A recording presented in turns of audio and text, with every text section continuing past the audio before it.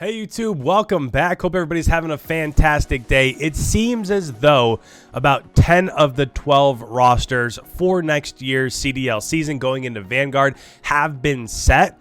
So with that in mind, today I wanted to go through and do a super early power rankings in terms of where I think teams are. I feel like there's probably a top 7 and then everybody else, but within that I feel like there are 5 subsets. So we'll talk through the brackets of where I think teams are, what they have to do to move forward, and where they could potentially be once the end of the year rolls around. Because as we've seen in the first couple years of the CDL, wherever you start at the beginning of the year isn't necessarily where you end up towards the end. So with that, I'm going to go ahead and I'm going to bring up our bracket here. And as we look at this graphic, again, this is basically where we left off when it came to roster Mania. So the first bracket of teams that I guess we could start off this power rankings with would be the lowest bracket. And for me, that's the 12th and the 11th ranked teams, which is that NRG spot, which presumably is up for sale. Maybe somebody will try to take over that spot. And then you can't quite see it behind my webcam. I'll move it for a second. But at number 11, I also have that Paris spot. So biggest reason why I have these two here is that they don't really have a squad at the moment. There's no rumored rosters to be in those positions. And at this point in the game, it's really not the best of situations to not have anybody signed to your roster. So if you think about it, for example, if you're that NRG spot, which was created by the merger from Optic and Dallas, if you're in that location and maybe you're another org that wants to come into the CDL, or you're trying to build a squad out from that org, at this point, like, who could you possibly get that would fill out that roster? It seems like to me, some of the best players that are available right now is, well, Vivid is still out there. And this isn't, I'm just trying to show like how these compare to other squads. Maybe potentially Paul X is still out there. So you have an AR, you have an SMG that's pretty good. But at this point, it's kind of like, all right, let's put maybe Pristini. I'm not quite sure Pristini and Vivid would work well together. There's a Methods or a Shawnee out there. So they can still form a squad, but I'm not quite sure the squad that they can form is really going to end up competing with any of the top, definitely not the top 7, and potentially maybe not the top 10 or the next set either. So that's where I am in terms of the bottom 2 squads. Honestly, I'm not quite sure where they go from here. When it comes to number 10, I have this Seattle Surge roster. So to me, I think that they're a squad that does have veteran leadership with accuracy there. I don't think he's in that top tier in terms of main AR, but I do think he'll bring a ton of leadership. I think Mac has shown over the last 2 years that given the right circumstances and given the right, what's going on around him, he can play really well. But the big question mark here is going to be the 2 rookies that they're bringing in. So it seems like the last couple years, all that we've been hearing about is Sib. He needs to get his chance. How is he going to play once he finally does get his chance? And now this is going to be his chance. So even with that, I'm not quite as high on this Seattle roster as I am on some others who I think are somewhere in this same group. So with that, in this same group, the next squad at number 9 I have is the London Royal Ravens. Now, this is a squad that I'm a bit excited about. Probably the most interested in a London squad I've been since Scraps and Wuskins were there way back in the Modern Warfare days. I do think that this squad, of course, with Afro there, we all saw what Afro did last year, and he definitely deserves to be in the league. Next would be Zero. When we saw Zero, I'll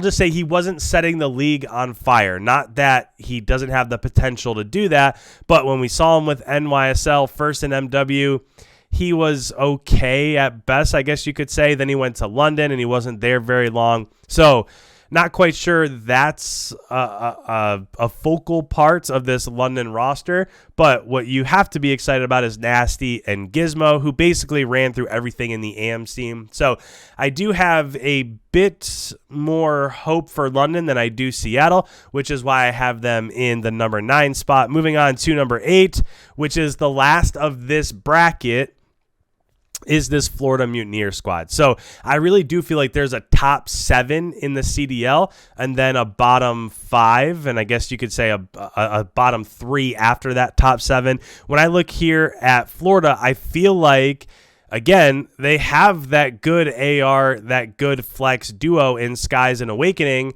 but even last year when they had somebody as talented as Neptune, that only got them to top 8. I mean, when you went to champs, they were first rounded. So, yeah, they made it to champs, but they didn't really do much once they were there. And that's kind of the cycle they were in throughout the entirety of the year. And now the rumor is, well, they'll bring back Havoc, who, plays the objective well at times. And then Dave is the other person that they're rumored to be picking up. And at that point, you kind of have 3 ARs on your squad. And if this is a really fast SMG heavy meta going into Vanguard, I'm a little nervous about this Florida roster. I'm not sure I see them taking steps forward this offseason. If anything, they might be taking steps backwards a bit. So that's number 8. And with that, let's get into the top 7. So at number 7, I have the Los Angeles Guerrillas. Now, I have them at 7. Again, I've mentioned this a couple times now. I do think there's a clear top 7 squads. And when it comes to those top 7 squads, basically those that you see left here without a number, I feel like anybody within these top 7 can compete with anybody else outside of maybe Atlanta. But when I look at LAG, when you look top to bottom from the roles, they have everything there. Right? You have Slasher, who can compete with the best ARs. Gunless has looked really good the last couple years, given everything around him is where it should be and kind of working in his favor. You have Asim, who last year in Black Ops Cold War really came onto the scene and was a big part of why NYSL was able to make their run through the middle part of the Black Ops Cold War season. And then, of course, you have Hook. And when it comes to Hook, at the beginning of last year, he was the top talent in the CDL. Throughout the first stage and a half, he was the best player in the CDL. So every piece is there. I just think in order for them to play well or for them to be good, everything has to go in their favor. And this is kind of a collection of players where you couldn't really say that has happened much over the last 2 years. So I'm high on LAG. I think it's the best squad they've had yet in the CDL. I think now when LAG plays heading into Vanguard, I'm going to be keyed in a bit more because I want to see the storylines for this squad. I'm just not quite sure they can compete with who else I have in the top 6. So with the top 6, moving on to number 6, I have the New York Subliners. And this might be a little bit out of place for some. I think that LAG is kind of in a tier on its own. You can see that number 7 is yellow. And when it comes to NYSL, I have them as kind of like a yellow-green because I feel like they're a bit better than LAG. But I think a lot of things, again, have to go in their favor in order for them to really see success heading into Vanguard. I think the duo of Neptune and Hydra can be a top tier SMG duo. I think the sky is 1,000% the limit when it comes to those two. The thing that's really holding me back is that if this is a fast meta, a 3 SMG meta, where those SMGs really control the pace and control the map, this is not going to be a good meta for them. If you have to have Clay or you have to have Crim run an SMG, in this instance, it would probably be Clay. I think they have all the pieces. If it's 2 ARs, 2 SMGs, I just worry that whoever might be running a third SMG or who might be running a fast AR might struggle a bit to keep up with some of the other squads that are also in this same group. So I cannot wait to see what happens with NYSL. I'm very excited for this storyline. I'm just not quite sure that I'm ready to put them as top 3 or top 4 when it comes to the power rankings. Moving on to top 5. At number 5, we have the Minnesota Rocker. Now, I do think at the end of Black Ops Cold War, this is probably the 3rd or at worst the 4th best squad in the CDL. Now, I do think that roster mania this year has hurt Minnesota just a little bit. So, to start off with their roster, I think Standy is the brightest young talent in the CDL outside of maybe Insight, but definitely when it comes to SMGs, and then attaches there. So, when you put those two together, I think that's a really good SMG duo. I think where they might fall behind a bit is I'm not quite sure they have the slaying power at the main AR or at the flex position, even though Priesta at times at the end of last year, his success had a lot to deal with Minnesota's overall success. But when I compare, for example, Major and Priesta to who I have at number 5 or at number 4 with LA Thieves, I feel like there's a pretty big jump there when it comes to those positions. So I think that what's going to carry Minnesota going forward is going to be the play from Standy, and especially if this is a fast SMG meta. But I think where they might lose some games is winning those key rotational gun battles, picking up those super important kills in S&D from the main AR position. We'll see. I'm still really high on them, but I think they're at number 5. We already talked about who I have at number 4, which is the LA Thieves, and this is another squad that I'm super high on. I think 6, 5, and 4 are kind of all in the same category here.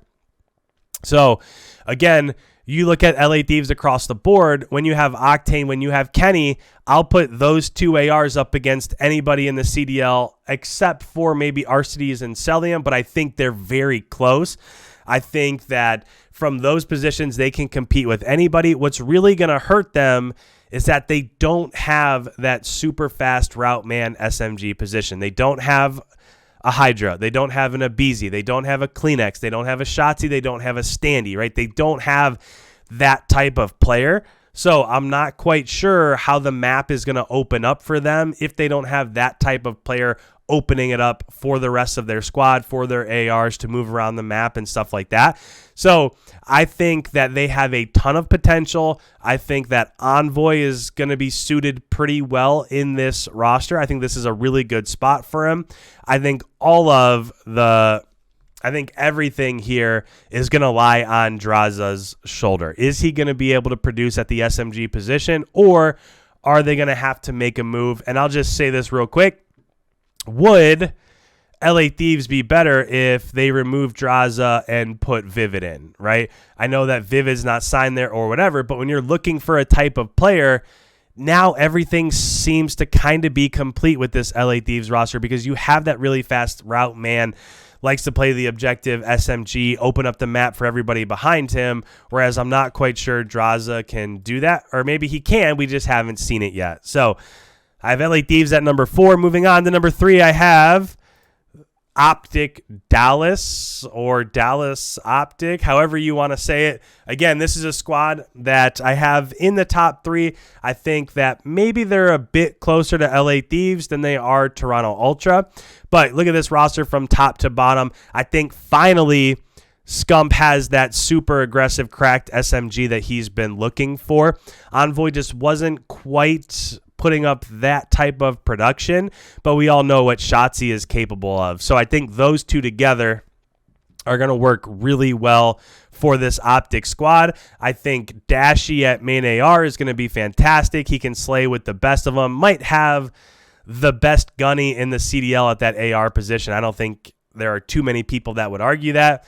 I think the big question mark is going to lie in Illy, and he's going to have to be that in-game leader. So is he going to be able to step up, make the right calls, put his team in the correct positions around the map? And is he going to be able to do that when things might not be going in their favor, right? If if stuff starts to hit the fan, is he going to be able to calm everybody down, make the right play calls? That's the only thing I worry about when it comes to this Optic roster. But I do have them as top 3. At number 2, I have the Toronto Ultra. This is a squad I was really hoping would not make any moves heading into this Roster Mania season. And it seems like they are sticking. There was some rumors, some notes out there that maybe Kleenex would end up going somewhere else. But again, he seems as though he's saying, and when it comes to this squad, you obviously have an elite dynamic AR duo here in Cammy and Insight. What they did last year was phenomenal in Black Ops Cold War. You have that perfect, super fast entry SMG in Kleenex, who is top tier, no doubt about it. The only thing that they're missing at times is the production from Bance, and we've seen when Bance is popping off, they can beat the Atlanta FaZe. When he's playing average, they struggle a bit more, hence kind of that reverse ultra sweep in the Major 5 final against the Minnesota Rocker. So I think Toronto was the most consistent squad outside of Atlanta last year. I'm really happy they stuck together, and I definitely, clearly have them at number 2 in my power rankings, which brings us to number 1 and the Atlanta FaZe. When it comes to the Atlanta FaZe, they have everything, right? They won champs last season, and what really makes them dangerous for me is not the fact that, even though it's disgusting, is not the fact that Simp and Abizi are the best SMG duo in the game. There's no doubt about it. You cannot even question it. Is not the fact that Arcides is a top 2, maybe he's the best main AR in the game. I mean, he's definitely up there. But the thing that makes them the most dangerous is that Celium can do it all, and he can do everything at a top tier level. When you talk about Celium, if it's 2 AR, 2 SMG, he can run that second AR better than, or if not as well as, anybody else in the CDL. The kid is just unbelievably dynamic, super talented, and if you have a really fast 3 SMG meta, guess what? He can do that too. And if you look at the other flexes around the league, he's a better SMG than a lot of them, right? He's going to be a better SMG than potentially Cammy, than potentially Illy, than potentially Priesta. I mean, he is absolutely lights out. And I think that is a major piece which gives Atlanta a leg up over the other squads in the CDL. So that's what I have for this way too super early Roster Mania is not even over edition of CDL Power Ranking. So in the comments, please let me know. Do you agree? Would you switch some teams around? I could see you guys maybe differing with NYSL. That was a tough one for me, where exactly to put NYSL. But I do feel like there's a clear top 7 and then a bottom 5 after that. So comments down below. Let me know what you guys are thinking. I cannot wait to see the interactions down there. If you wouldn't mind, it really helps out the channel to leave a like. Thank you guys so much for that. If you're new, hit that subscribe button. And with that, we will see you in the next Roster Mania video.